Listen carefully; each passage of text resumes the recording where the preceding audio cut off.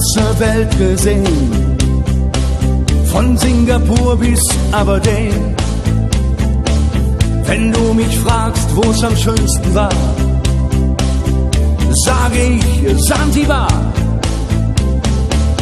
War eine harte Überfahrt, 10 Wochen nur das Deck geschrubbt, hab die Welt verflucht, in den Wind gespuckt und salziges Wasser geschluckt.